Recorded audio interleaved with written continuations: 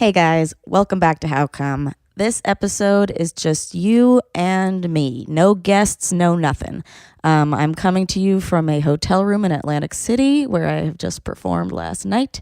And I was going to put out another episode, but I figured we needed to regroup because a lot of you guys have been messaging me being like, hey, there are some gaps in your personal coming journey. So we want to hear about those gaps. The episodes since I came obviously haven't been as my journey centric, and a lot of you have sent in questions about like, when did you come with Ben? What was that episode? You kind of went over it, and we want to know more, or what really happened during that tantric massage, and different stuff. So this episode is just going to be me answering my favorite and most popular questions that I get asked on the How Come Instagram. You can always write me in at How Come Podcast or at my personal Instagram at Remy Casimir. Or if you have a longer thing to say, our email is ourfamousfriends@gmail.com. That should be on the How Come Instagram page. Reach us on Facebook too. There's a Facebook page. But yeah, I think I'm going to start taking questions from people more readily because they are coming in more and more. And what I realized is that this podcast started for me really just wanting to come, but also me wanting to feel less weird and less alone. And a lot of you have reached out, girls who can't come or girls who fucking listened to the podcast and came for the first time. Congratulations to all of you. I am so fucking proud. Girls who are still working for it, so guys who are still working on it, everybody in it. It's just what I've realized from the messages is that this podcast isn't about me having an orgasm. It's people feeling less alone in their sexual health and wellness. So a lot of people have written in like, I feel like less of a weirdo because this guy wrote me the other day, I feel like less of a weirdo because I listened to Ian Fidance and Jess Tom's episode. That's episode 12. And he was saying Ian's bisexuality made him feel like less of a weirdo because they're both very masculine men. And he said he'd never, heard about somebody so similar before. So yeah, there's a lot of people struggling to come. Heart goes out to all of you guys. But yeah, basically now the podcast is just kind of going to pivot to more like, what are you guys into? What do you want to learn more about? Have you ever felt super alone about something? I mean, keep writing me in your stuff because it's been really cool to just, for me, think about some of your questions. So yes, this has been a long ass intro, but let's get started. And I'll be reading some messages that I've gotten from the beginning of the podcast to now. I'm pumped. How come? How come? How come I can't achieve? How come I can't achieve? I'm rolling up my sleeves. I'm rolling up my sleeves. Oh baby, I believe these guests can help. 'Cause I can't do it by myself. I wanna jizz. All right, so the first questions are kind of all about Ben. One of them that's been a popular one is, you said you came with Ben. How did you do it? I don't remember what episode you mentioned that in. Truth. I kind of wanted to not talk about us so much after I came for the first time because it was like, initially it was putting pressure on me to come, but then now that you know that your body can do it, it's kind of like Ben didn't sign up for this being like, oh, like, can I make this impossible person to please come? I mean, I have come with him, but it wasn't him doing any, I mean, like he's good with his hands. He's getting better. It's mostly just me that I can't really I still can't communicate during sex. Like, I'm working on it. One of the things that I've been doing is I'll say it beforehand. I think I might have mentioned this in an episode, but I'll be like, hey, when we have sex this time, can you kiss my whole back? Cause that's something I like. Yeah, so I'll try to say it before, but I'm still, you guys, even though this is my podcast and I'm trying to get everybody so comfortable and communicative. Communication is hard, especially when you're naked. And I don't feel super comfortable directing still. But I have come with him. It was using the womanizer. The first time that I did it was in one of these very hotel rooms another weekend that we were both performing in Atlantic City. And I was like, oh my God, I can really wreck this bed if I want to. So I used it with us while we were banging. And then I think I like pushed him away from me a little bit because I still need to be the one controlling the womanizer. Like, if I know a lot of you have bought them, but you have to like kind of get to know where you want to put it and like how you want to move it around, how it's good for your body, and any like little movement is going to change it up a bit. So like, yeah, it's hard to get somebody else to just do it for you. So I think I pushed him away from me, and I was like, just like using it. And then I was squirting, and I yelled it real loud, and I was like, I'm squirting. Because I was like really proud of myself that I could actually get past that like mental block of letting somebody else watch you fucking piss your bed. And I know it's not pee. It isn't. I know a lot of you have asked me. It's just not. Like, if you go to the bathroom before you have sex and you can pee out your entire bladder, then you can squirt again. It's just not pee. It's like, it's not. But yeah, so that happened, and I was really proud of myself. And then we didn't have to clean it up because we were in a hotel, and that's why hotels are great. We tried to recreate the suction aspect with his mouth once.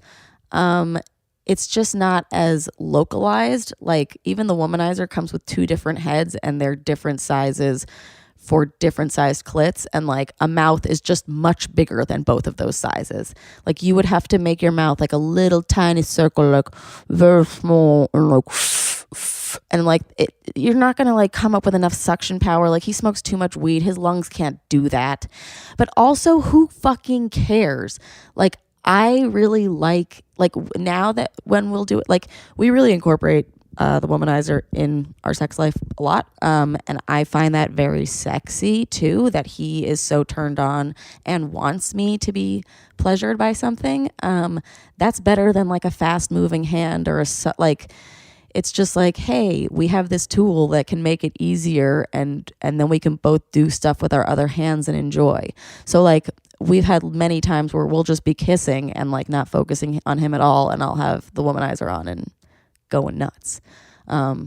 It's great. I feel like a lot of men have sent me that they think sex toys are going to replace them. No. Like, we still love you. Like, you're not just for sex. It's just enhancing the experience. Like, we're having a great time. So yeah, there was one question that was sent to me that I really appreciated after Ben's episode. Did it bother you in the last podcast about your boyfriend not being able to tell if you came or not? And I said, good question. Yeah, it actually, like, yes and no. Okay, so I do wish he would ask more often if I did, like, still, but I also never ask if he did. He just always tells me. And I think that's just another me communicating thing. Like, I'm sure if I said, hey, Ben, I would like it if you asked me if I came, he'd be like, okay, I will. But yeah, also another thing, even if I don't come, sometimes if we're just having sex or whatever, and we, like, let's say don't have the womanizer, like, it's not really gonna happen because it's hard for me, but it's not like I feel dissatisfied after the sex. Sex is still fun. I've still been having sex before the podcast, and it's still a good time. But yeah, I would like, I don't know, it would be nice if he could tell, but I don't think I could tell if he didn't shout it every time. Like, they make the same face, but also I don't know if I'm still not 100% every time. Sometimes I'm like, holy shit, yes. And sometimes I'm like, I don't know. And I think that's okay. As long as you're not sexually frustrated after the encounter, like, the whole point of sex isn't just to come. It's to have a fun time. If you have a fun time and you leave feeling good, then that is good. If you leave feeling unsatisfied, then maybe pop the person on the head and be like, hey, could you like eat me out for a little bit or do something else? But I'm usually like good. So yeah, no, but thank you for asking. I do appreciate that.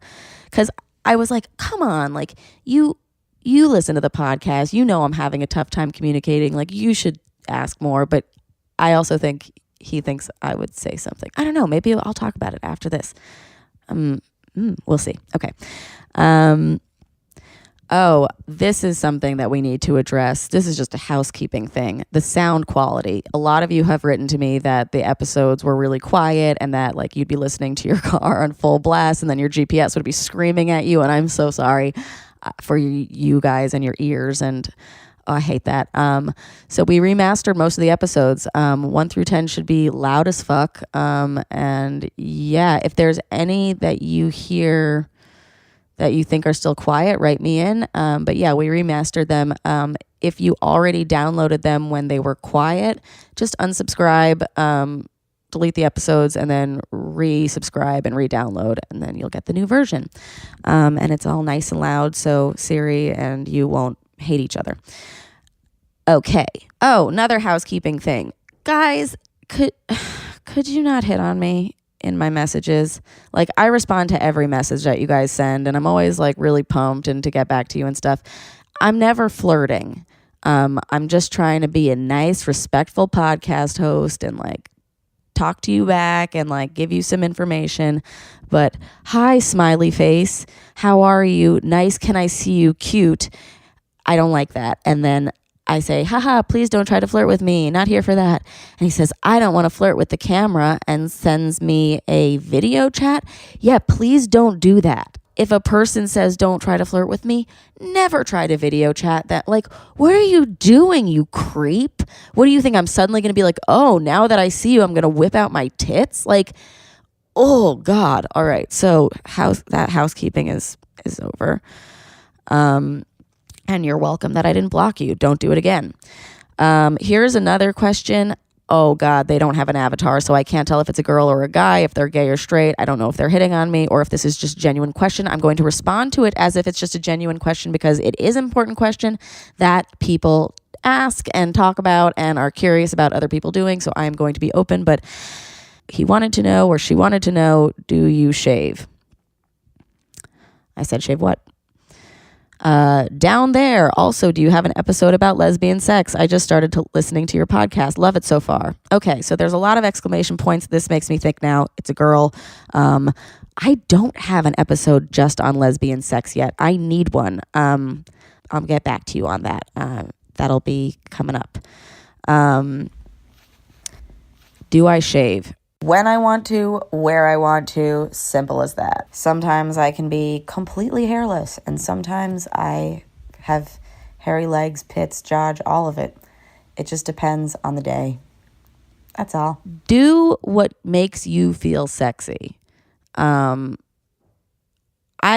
should listen to this more, because a lot of times I'm not really shaving my legs. I'm not really shaving my armpits. I got my armpits lasered and my like bikini area Brazilian lasered like a few years ago, but like it still it still grows back. I'm not like a child, but it's not as much. I don't do a ton of maintenance, but except for when I really want to like feel good about myself, I will. But it's good for me and it's good for the person I'm banging. So that's my answer, and I'm sticking to it.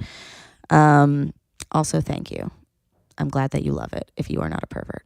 I mean, I don't want to say pervert in a bad way. Like, just like, don't be a fucking creep on me. I really don't like when people flirt with me. Okay. So one of the questions that I got asked a lot was, what actually happened during your tantric massage, and can I go to that guy? So I didn't really feel comfortable answering, I don't know, really going into depth about the tantric massage when it first happened, because I was like, oh my God, did I just pay for a prostitute? Like, I feel really kind of weird, even though like I don't feel weird. It was really a nice process. It was just kind of like, I feel like society has kind of conditioned me to be like, oh, like I really am judging myself now. Like, was all that, like I had already came, because I did his class and Lola Jean's masturbating class in the same week. And I remember I had come before her class with the womanizer. But then, yeah, I was just trying to see. I was like, whatever. Like, I still want to go in and see if somebody can do it manually, because I was like, if they can't, then that's a done deal. I can just give up and like use the womanizer. This is fine. But I was also curious if you could. And because Dominus Eros, who is the one who gave me my tantric massage at 3F Studios, had said there are so many different types of orgasm, I was like, well, I want to experience those from someone who is a professional and knows what the fuck he's doing. So you guys asked, and I'll just go into a little more depth. I don't know if I even mentioned that he touched my vagina, but I think I did. I mean, I must have, right? Like, isn't that a pretty big part of it? He did. Spoiler alert. But anyway, so Dominus Eros, for a little update for you. He was from episode 5, and he runs this thing called Daddy Retreat at 3F Studios. And Daddy Retreat is about making older, less attractive gay men, older and less attractive gay men, not necessarily like old, ugly, whatever. Anyway, making them feel more attractive. And because he was so sexual with men and not just women, I was just like, oh, like, this is fine. Like, nobody will feel uncomfortable. I have to admit, I did feel a little awkward telling Ben what happened right after I got out, because like, it was an experience that, like, neither of us knew what was going to happen. Like, we knew he was going to touch me, but we didn't know how. And I still feel very comfortable. Aaron, his real name is Aaron. Aaron's still a really sweet guy to me, and he was super professional. But yeah, I think even though I had told Ben, like, yeah, there's going to be a guy touching me naked, I think hearing the details miffed him a bit. Now we're over it and it's fine. But so I want to just go into more detail for you guys. And I've had a lot of girlfriends go to Aaron after reaching out to me, and I had told them like what actually happened in the session, and they've had a really great time. So I still highly suggest him. And here is how the session went down. So I went to 3F Studios, which is in like the Union Square area in New York City. And I was wearing sweatpants and a sweatshirt, and I was terrified, but I also was like really eager to find out if I could come in this new way. Yeah, so I went upstairs, and I had already been there, and there was the desk, and he was there, and his clothes were all on, and he was like, hey, are you excited? And I was like, yeah, but I'm really scared. And he was like, I totally understand. Like, we're just going to talk about everything, and you're going to tell me what you're comfortable with. And I was like, no, I want to do like everything that like can make me, you know, maybe do this. And he's like, yeah, well, we'll talk. So we go into the room, and he was like, all right, what would you be comfortable with? And I was like, do whatever. I'm down, even though I'm terrified. And I was like, I just need to see if this is physically possible with a human. And he goes, well, I'm usually nude with men. Are you comfortable with that? And I was like, you better keep your undies on, because there was an underwear, non-underwear option. And like, I was like, yeah, please keep your underwear on. Now I understand why people would want underwear off, but it has nothing to do with a penis. It's just like the fact that there's like fabric touching you. Anyway, so I will go on. So, and people have asked if he's hot. He's a good looking dude. He's married. He's like in his 40s, and you can look him up on Instagram. But he, like, no offense, Aaron, he's not my usual type, but he's a good looking dude. He's not offensive to look at, and he's got a very nice body. So first, it's like a completely normal massage room with music and shit, and he's like, okay, I'm going to get ready. You get naked and lay face down with a towel over you. I was like, okay. And then he came in, and he's wearing his underwear, and we were doing first these different, I think I talked about this, different exhales, ha, ha, and ha. I think just to get comfortable with like verbally expressing, which is hard for me. So that was like interesting to do, because I was like, oh, I'll just treat it as like an acting exercise. Like, you know, like, I don't know if anybody's taking an improv class or acting class, they make you say stupid shit. And so like doing that breathing was like good. And then he was like thwacking my ass, and he was like, I'm whacking it for blood flow. Like, he put both of his hands in like a prayer thing, and like kept like clack, clack, clack, clack, clack, clack, clack, clack, clack. And so my butt was like very like almost numb. But it was like great. And then he did a full body massage, which was so good. And then here's another thing. At the beginning, I didn't mention this. I had my period, and that was another thing, is I was like, oh my God, he's probably going to be like, she's so gross.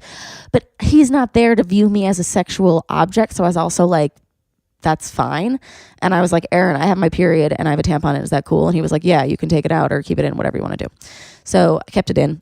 So during the massage, he would like rub my body like up and down, up and down, up and down, and then go and like rub my crotch and and my body. And it was so interesting because that like one motion, like usually I feel like when a guy touches your crotch, like they go down your pants and they go past your, pubes or whatever, and they go straight for your clit, and they like are like kind of hammering at it, or they go and like they go to finger you and shit, or it's like way more like zoned in, like on this is your vagina or whatever. But this, like, it was just like my whole body was being rubbed, and then like my vagina was included in that body, and my vulva, because the vagina is just the hole, you guys. It was really much more my vulva. So he's doing that, and that was fucking great. And then he did this thing called dragon breath, where he literally has his hot breath on every part of your body. And at this point, he like got up on the table. And he said, like, during this, he was like, I'm going to get up on the table. Like, don't worry. I'm not going to, like, fucking rape you. He's like, I'm just going to do this thing called dragon breath, and it's going to be me breathing on you. And I was like, okay. So, like, everything was very, like, I'm going to do this now. I'm going to touch you now. I'm going to breathe here. So, first he was breathing on the neck, and then down the, like, my sides, and then like around my boobs and my back, and then he breathed right up into my butt and my vagina, and that was so fucking good. And since then I've asked Ben to blow into my vagina. Sometimes I'll like have it with my underwear on so that it just creates like a little more heat. Oh my God, you guys have to try this with somebody. It's just like, like when how you make cold air, like with a little mouth. You guys can't see me, but with like a little mouth, like you're smoking a cigarette, like, but then you can create hot air with like, like that's dragon breath. Like, you got to do it to someone.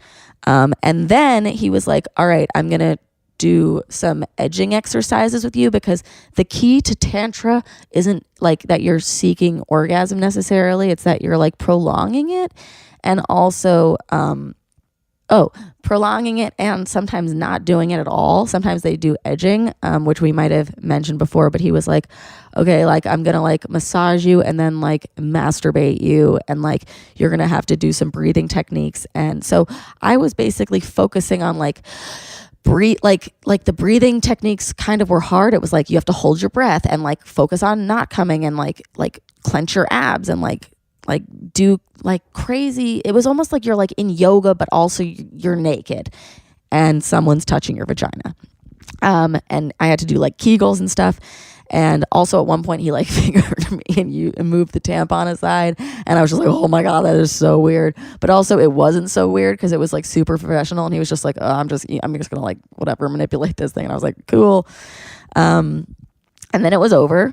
And I was like, very relaxed, and he was like, all right, I'm gonna leave the room, like I'm gonna get dressed, like come outside, and like then we'll chat. So then I got dressed, I came outside, I said what up. The first person I see there was his boyfriend. I don't remember his name, but he is a trans dude, and so we shook hands, and I was immediately like, oh right, he's not he's not attracted to me. I'm his client. Like he has other people that he fucks. Like this wasn't that. And that was cool to have his boyfriend there. And then he was like, so how was that? And da da da. Oh, also at various times when he would get on the table, he would like stretch me, which was really great. And that's why I think the underwear thing, like people wouldn't want to feel the cloth, because sometimes like you're doing like soccer stretches or like crossing your legs over your body, and like he like put his like hip into you, never like penis like I was never scared that there was going to be a penis in me or near my face or anything like that. Like it was so fucking respectful. But yeah, the stretching, you guys need to stretch each other too. It was so sick, and that's something that I recommended to Ben too, and that we've been doing. And yeah, I mean, it was interesting having my vag literally open in his face, but it was like, I do that at the gynecologist. Like, he sees so many more bodies that like, why, like, mine's not even that interesting. So yeah, I felt really good, and had a lot of girls go to him after me, and some guys. And yeah, so it was great. And I highly recommend. What else? Oh, the other day I posted some clips from that show Polyamory. One of the fans told me about that. Thank you so much. It's a reality show on Showtime. If you have access to to Showtime.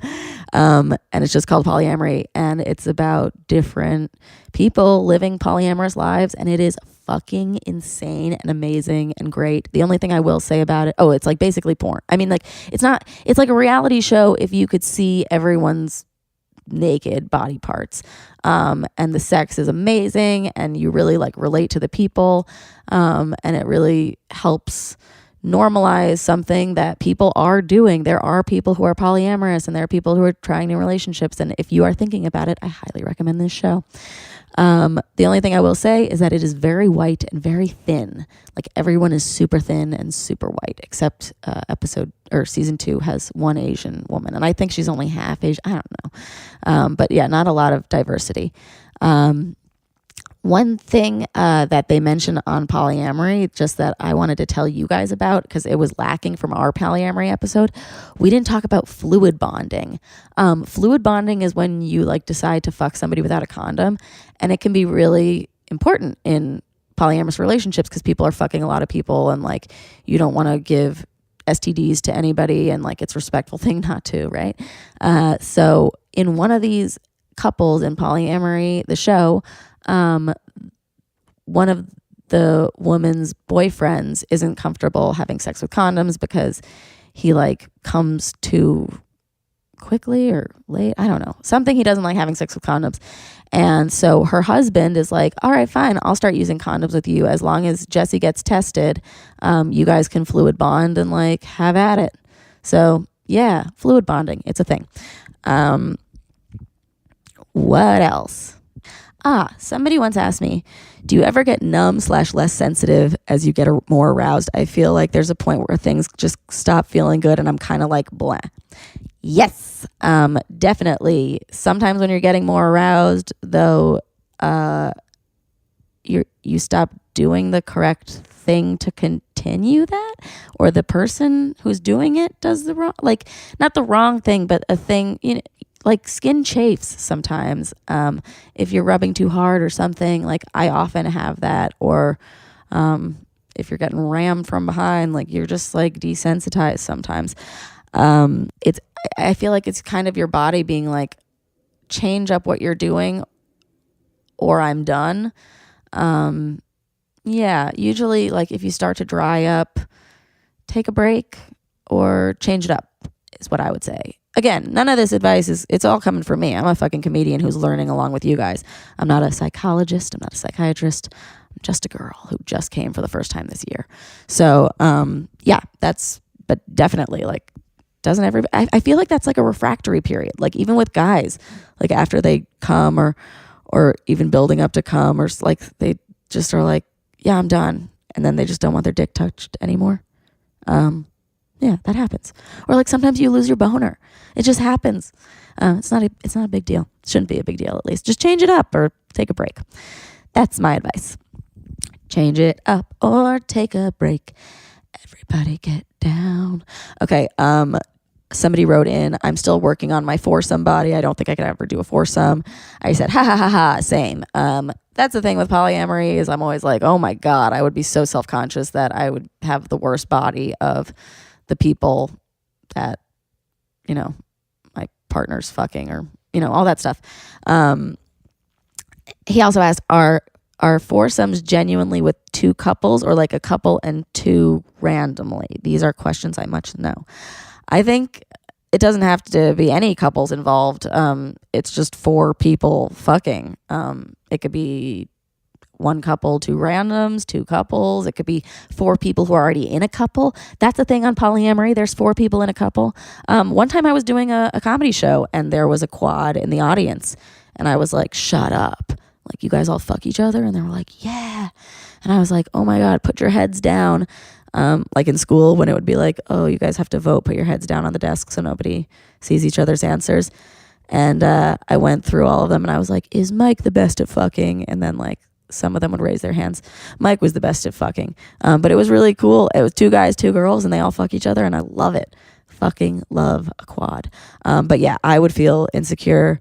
The one threesome I had once, I legit just like sat in the corner, like covered up my body and threw condoms at them because I was like, oh, I feel fucking fat.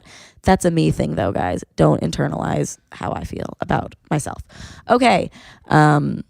Also, sometimes I feel really good about myself. I don't want you guys thinking I'm like, I just want to, like, I hate, like, I've got really great qualities in my body that I like. I just, have been eating a little too much McDonald's lately for me.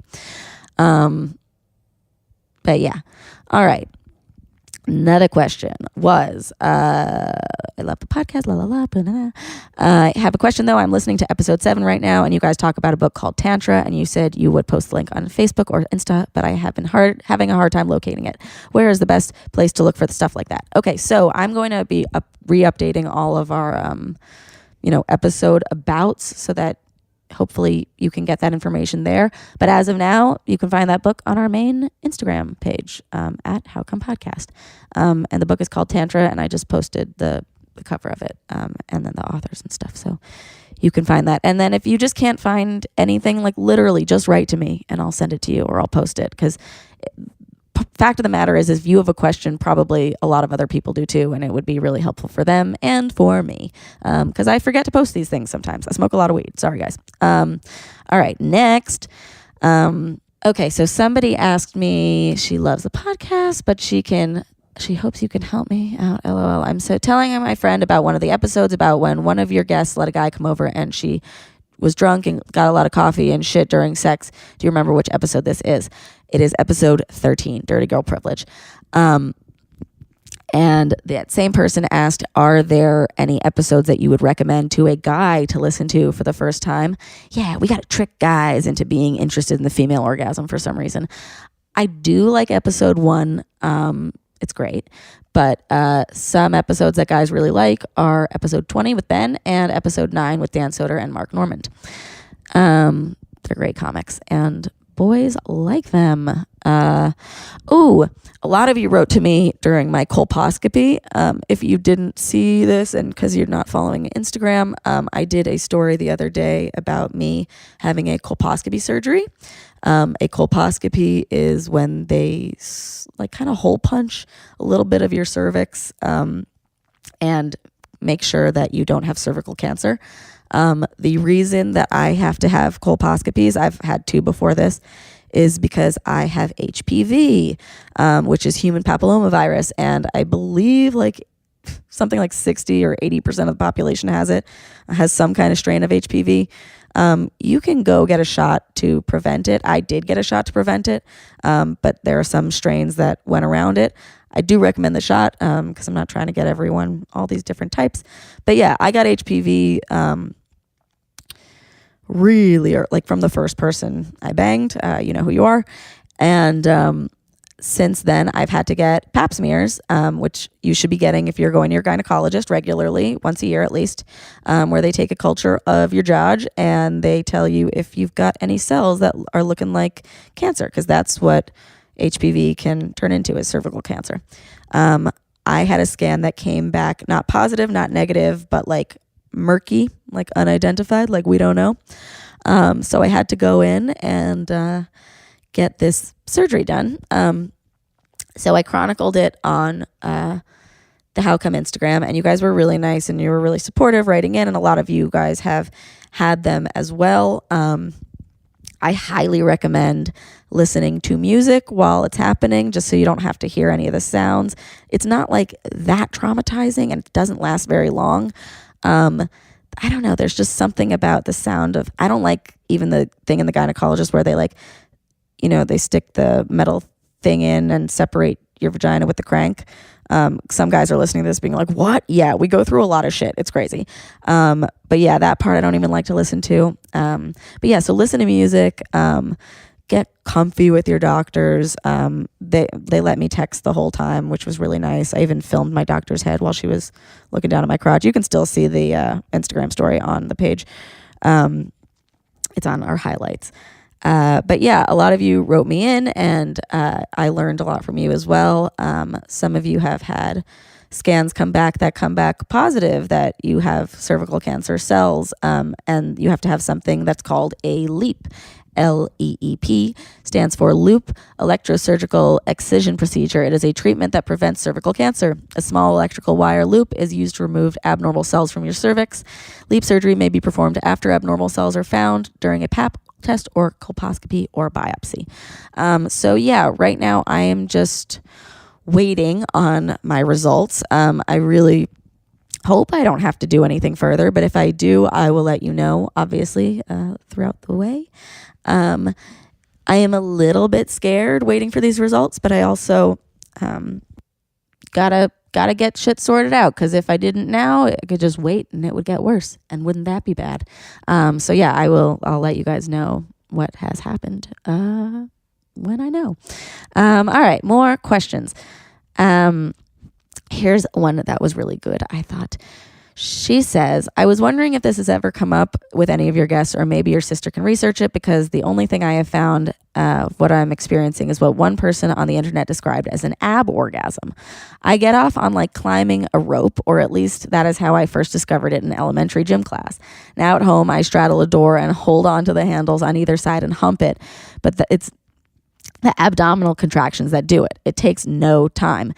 No squirting or anything. I don't talk about this with people I know, and I know other people get off on humping, but I think this is a little different. If you speak about this on your show, please keep me anonymous, blah, blah, blah, of course. So I think this is very similar to what Ben was doing strong and up on his jungle gym in episode 20. So if you guys are experiencing ab orgasms, listen to that. I also, she sent me this article from the Chicago Tribune that I will post on the Instagram. This is pretty interesting. If orgasms are occurring spontaneously outside the experience with a partner, a vibrator, masturbation, or sexual fantasies, then this questions the idea that the orgasm is only a sexual event. We wanted to know how this happens, what types of exercises bring them on, and how to control them. They did a study in the 1930s and 50s. About 5% of the nearly 5,000 women interviewed volunteered information about their exercise-induced orgasms. In an online questionnaire, women were asked a variety of questions, including whether a certain exercise brought on an orgasm. Abdominal exercises were the most popular. Biking and spinning were second. So people are probably getting off at SoulCycle. No wonder it is so popular. Whether the orgasms could be controlled, most women could control them, some could not. Several women wrote they'd unexpectedly experienced such powerful orgasms that they were knocked off gym equipment, which sounds fun, but also crazy. Some men had said they'd done this too, but the major difference, this is a quote, is that men get erections. Some men are more motivated to suppress that feeling, although women suppress as well. There's no visible display of arousal. One young man said he's a very serious athlete, but he can't do certain types of abdominal exercises at the gym. He has to do them at home. So yeah, this is one of those things that I was like, oh my God, this podcast has become about so much else. Like it's just people finding their people. So you guys keep writing me in so that other people can, relate. It's nice to not feel weird, isn't it? Oh yeah. And they're calling them coregasms. If that's not, I love that. Haha.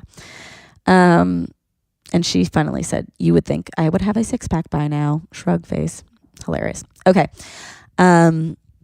Here is another letter. Hi, Remy. My name is Boop, and I'm a 32-year-old trans woman who began transitioning a little over a year ago. I recently discovered on your show, and it's particularly relevant as now my hormones are in the cis female range. I can't orgasm like I used to be able to as a guy. It's extremely frustrating, and I'm basically having to learn how to orgasm as a woman for the first time as a 32-year-old woman. So I told her that my friend Gina, who was just on episode 26, had the same exact issue. And her doctor basically said, take the dick pills. I don't know if that's advice every doctor would say, but take the dick pills or whatever is going to make you orgasm. You got to figure it out. I'm not a doctor, but definitely go to yours and talk about it. Having a sex change isn't just, dressing differently. You're changing. And you have to figure out how to make your body and you more comfortable. If you were orgasming all the time before, try to do it now. Just so you can be the most yourself that you can be. Okay, here is another question. Hi there. I have a question. I managed to come with a partner once years ago when I was on Ritalin. I thought that was taken care of, but then no more for years. Then I had a bunch of crappy one-night stands and managed to come. What the fuck?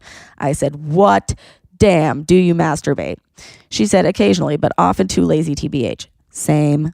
Like I have ADHD and my mind just drifts and I usually don't enjoy it that much. Same. That's why sex toys come in so handy because they literally do it for you. I definitely don't do it on like a daily basis. I can go for a couple of hours. No, I can go for a couple of weeks without it. I've tried various vibrators, including Womanizer, Rabbit's Merit, Magic Wand. And she says, it has to be a mental thing. I can get right there and it will just stop. I have a boyfriend and I realize it's probably harder for me with him than randoms because I care more. Yeah, I think so. I can't imagine having had an orgasm and then losing it and then having it again and then losing it. Like, I want to say the answer is sex therapy, or a normal therapy, just to talk to somebody and figure out what's going on. Again, I can't give clinical advice, but it is hard when you care about what your partner thinks of you. I didn't want to pee in front of Ben. I didn't know what he'd think of me. He doesn't want me to do mushrooms if we're ever in the same room. He's like, I'll turn into a worm. Like, you won't like me anymore. I think definitely being with someone puts pressure on, but you have to figure out how you can take that pressure off yourself. And maybe if you can masturbate more alone, I don't know. I don't also want to say it's definitely a mental thing because I don't think that that's always the solution, but it sounds like you're using a lot of different toys and you've used a lot of different techniques. And yeah, I really don't have good advice on this one, and I'm sorry, but I think a sex therapist is always a good idea. All right, here's another question. One more. We'll do a few more questions. From the people you've spoken to over the years, do you think sex 5 times a week is too much? How do you realistically bridge the libido gap in a relationship? That's a good question. I don't think any sex is too much sex. 5 times a week sounds low to me, honestly. I mean, just because I am such a fucking animal, I guess. But I don't know. I think the more important question is, how do you bridge the libido gap? You have to talk to your person. If they're not turned on, you don't necessarily need them to fuck you, right? Like, you just kind of want them to be involved in your fucking, just the way sometimes Ben isn't trying to bone, but I want to have an orgasm. So I will use the womanizer and we will kiss. That's great. If you're the less sexual of the partners, you should be able to be down to do that. You don't have to give a blowy. You don't have to get a boner. You don't have to, but if you want to make your person happy, try to figure out a way that both of you can be satisfied. Because sexual frustration sucks. And, but also the more sexual of the people has to talk about it and just be like, hey, this is something I need. That kind of relates to another question I got. She says, I've been recently doing some work in therapy regarding my marriage, and my therapist, who generally does not speak in absolutes, said that a sexless marriage/relationship is doomed, period. And he's also said most, if not all, couples who come to him are having issues in the bedroom. I felt super alone about this, and I love my husband, but recently feel like our lack of sex over 6 years has driven us apart. If it were any other major relationship issue, lack of love/trust/respect, I feel like people would support ending the relationship. Why is sex not seen as important? Why does it feel wrong to break up over lack of sex? I don't know. I think it is really justified, and it sounds like your therapist says it's justified to break up if you're not having sex. It feels wrong because we don't feel like sex is something that we all deserve. Or it's seen as something that's kind of like tawdry. Like you wouldn't break up over something as silly as sex, but it's not silly. Sex is important. And I think your therapist was saying that in saying that a lot of sexless marriages are doomed. No. So I asked her a few questions. I was saying, are one or both of you unsatisfied? Like, is one of you initiating sex a lot? Because this kind of felt familiar to me. I have an ex who would reject me sexually all the time. And so she said, that's a great way to ask. At first, it was just me initiating for years, and we went to therapy for it. And after feeling rejected, I kind of lost my confidence and at the same time sort of accepted that this was just the way our relationship was. Weirdly enough, some of our happiest, most in-love times were also the times we were having zero sex. So to answer, at first I felt totally unsatisfied and he was content. But now I think on some level we both do, but it's just too awkward to get back. I said that I relate because my ex did the same thing. I said, does your therapist recommend anything to get back in the swing, or does either of you feel attracted to other people? She says, yeah, it's such a bummer and can make you feel really unsexy about yourself, right? Our therapist had brought up that maybe things outside of the bedroom were affecting our sex life, i.e. one person nagging, one person being lazy, and how all of that is a turnoff. But even when we fixed that stuff, our sex life didn't improve. Recently, I feel like I woke up and I'm like, hell yeah, I deserve sex. And I kind of want to feel it from someone else. So I was honest and I told him, and I kind of think about wanting to have sex with someone else, opening up our marriage if he doesn't want to have sex with me. At first, he was surprisingly cool with it, but then it's like it burrowed itself in his brain and it's imploded. Now he wants to get back in the swing, but I'm still sort of mentally wandering. But I feel like, dude, you went 6 years of being fine and not giving me any sort of pleasure and no orgasm. It's kind of a little too late. And when we had sex, it's hard to fully let go and find it that hot. I wish I could have sex with someone else, get it out of my system, then come back to my life and maybe have more confidence to bring that sexy to my marriage. It's probably totally flawed, but I think it could take the edge off of the resentment. I look at myself when I'm super pissed about it and I'm like, wow, this chick needs to get laid. Okay. Woo, that is a lot. So I said, here's my thing is if I think he knows sex is important to you, he's either going to give it to you or let you have it with someone else. Him wanting to give you that pleasure and people wanting to make each other happy is important. Like, he can't not be aware of it at this point. You've talked about it. She said, totally. That is exactly how I feel. Dead on.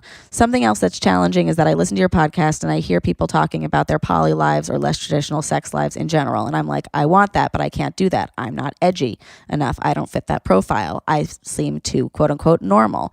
I'm also a mom of a 1.5-year-old. It's hard to not see yourself in a community like that, and it makes you doubt what you really want. Here's the thing. You don't have to be edgy to be poly. You don't have to be edgy to be anything. Like, I used to think it was edgy to be gay. No, it's do what makes you happy. I highly recommend that you watch this show, Polyamory, because it sounds like your husband does love you and does want you to be happy. He just might not be that sexual, which if that's a thing and you can still love each other and you want to stay together for the sake of your child, that is a totally normal thing. But he's also, as somebody who loves you, going to give you the option to go get it elsewhere if that's going to keep you being happy. That's the point of relationships, is to make each other happy. It just is at the end of the day. And I don't think any lifestyle is edgy. You know, what's edgy? We're all human. Just do what works for you. It's hard to bring up those conversations. I have a friend who just came out to his wife that he likes to cross-dress and that he might want to be polyamorous. They are going through that now. In the last episode, we talked about what that can do to a relationship. It can either really strengthen it or it can end it. But either way, you have to do what's true to yourself and what's going to be best for you. And what's going to be best for you is going to make you happy and make you a better mom, wife, ex-wife, whatever you are to other people.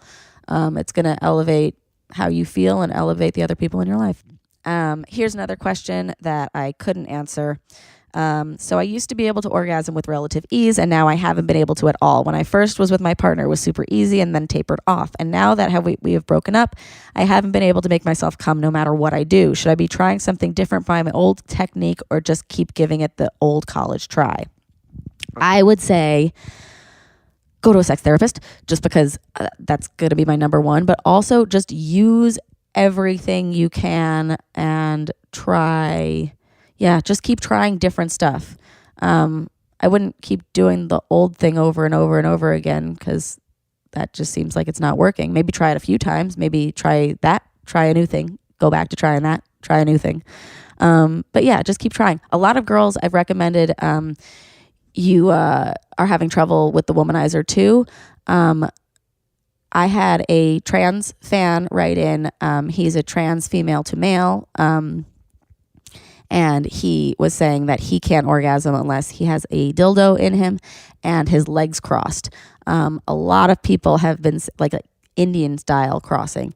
A lot of people have been saying that is helpful while using a womanizer or a toy. Crossing your legs also like you're a schoolgirl.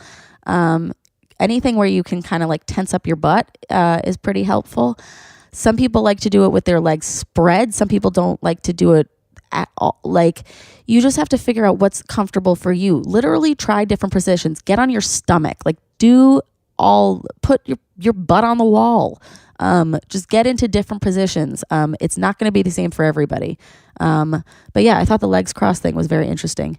And he said he can only come doing that and using a dildo. Okay, here's another womanizer question. Something that has happened a few times and now more recently with the womanizer that I'm perplexed by and interested in, which is I'll come and it'll be the normal amount of lubrication, whatever, what have you, which for me is a small amount and usually viscous and not watery. But something that's happened in the past is that like an hour later, say I'm laying in bed with my dude or my womanizer and I get up to pee, I'll be like dripping wet, but in a totally different way, much more watery, like people have described the squirt material. So I'm wondering if other people experience this and what's up with it. To me, it feels like I came but didn't like release that stuff and it eventually kind of comes out anyway. Thinking face. Okay, I think that's definitely happened to me. I think the womanizer really just gets you all like juiced up. Like it just is going to, like sometimes I'm totally normal after, and sometimes, yeah, it does feel a bit watery. Yeah, you got other people write in, and I'll try and get you guys in a chat so you can talk about it. Or maybe I'll get some of the womanizer ladies to comment on this. Yeah, I don't really have an answer, but I did think that was an interesting question to put out to the rest of you guys if that's happening to you. Here's one of my favorite messages. Hi. I'm sorry to message you. I assume you must get a million of these messages.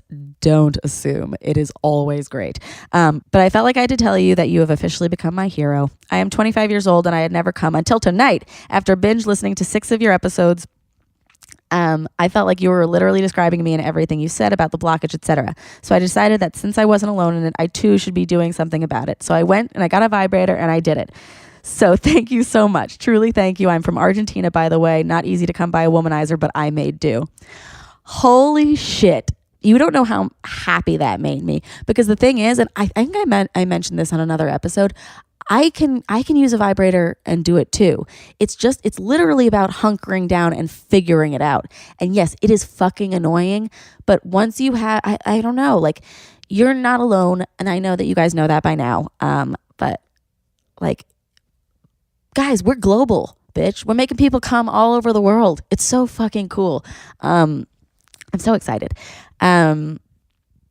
Yeah, she said, I can't really talk about this because I told my best friend once that she was so judgy. And then years later, she told everyone on a dinner that I was a freak for not coming. So I felt terrible and I lied to her that I had done it. So now I was so happy that I did it. And I couldn't tell anybody because no one knew I wasn't having orgasms. So thank you for existing. Friends can be assholes. Don't listen to them. I had a friend who told me that starting this podcast was, I was like, I'm going to start this podcast because I don't have orgasms. And she was like, ew, TMI. And I was like, literally kill yourself. Not actually, we're still friends, but yeah, friends can be annoying. You got to look out for you. Do what you need. And then this is from someone in India who says, hey, Remy, I recently discovered your podcast via Explain series on Netflix. It's amazing. I'm 4 episodes in and I've gained so much knowledge. I really appreciate your initiative. As a young person, I feel it's important to be aware of one's sexuality and sexual health. That being said, women's sexuality and sexual health is unfortunately not talked about as much, especially in my society, aka India. I am very lucky that I don't have Orthodox parents or friends. Listening to your podcast has definitely changed my perspective on things in a positive way. All the best. Keep up the good work and happy coming. You guys, these are the nicest messages. I didn't start this for you guys, which is so crazy and backwards. I started it literally for me, to make me feel good, and it blows my mind that it's making other people feel good. And I'm just so happy, and I'm so I'm honored, honestly. So yeah, please keep writing in questions about yourselves, about me, whatever you want to hear. Write me. I'm here for you. And yeah, the podcast, yeah, it was about me. Now it's about everyone else. So next week we are diving into a really special episode about sexuality and physical disability and mental disability, and how people with those disabilities can become sexual comfortable people. And I'm excited for you to hear it. If you guys would like to hear extras, we are always putting up extras on the Patreon. Patreon, if I didn't explain it in another episode well enough, is a platform where you can support podcasters and other artists that you like. I was just going to do this podcast until I came. I felt like that was going to be the end. I was going to quit. But you guys have really inspired me to keep it going, and I do love pumping out free content. But if you want to go to the Patreon and you want to support, send me $5. If you do $5, you get a shout out on the podcast. There's other fun surprises too, or gifts or something. Like you can watch a live podcast. Lots of fun stuff. So check that out at patreon.com/howcome. And again, follow us at How Come Podcast on Instagram, Twitter, and Facebook, and write in any questions that you have. See you next week, you guys. And thank you again for everything. Thanks for everything. Bye, guys. It's not you, it's me. I try so hard to finish honestly. They say you'll know when you go all the way from A right down to O. Oh no, I think that I still got a ways to go. Oh, I'm sick of this and I have got to know. How come? How come? How come I can't achieve? How come I can't achieve? I'm rolling up my sleeves. I'm rolling up my sleeves. Oh baby, I believe these guests can help, 'cause I can't do it by myself. I wanna jizz